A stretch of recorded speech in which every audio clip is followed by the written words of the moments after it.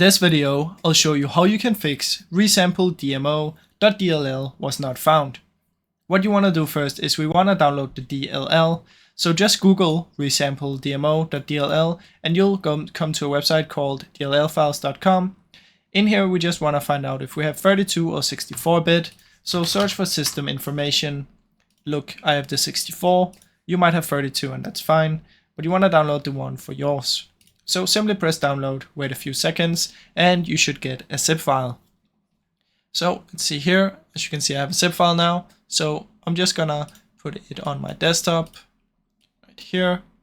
Then what you wanna do is, if it's a locked zip file, as you can see I'm using WinRAR, so mine is not that locked, but if you cannot access it, or you cannot drag anything out of it, then you wanna just right click on it and extract files, so the files would be extracted.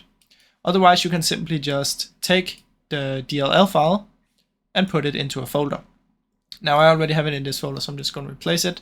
But as you can see now, I have the DLL. Then what you want to do is you want to come here and search for this PC.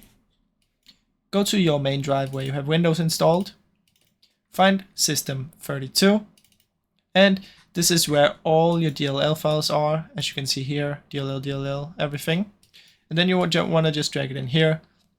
And for most people, they already have it in here. And as you can see, I also already have it in here, so I don't need to put it.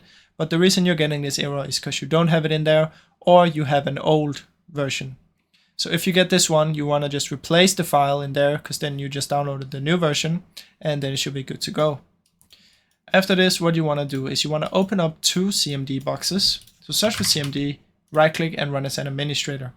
In the first one, you want to type in this command, chkdsk space /f space /r, press enter, and this is basically to scan your drive.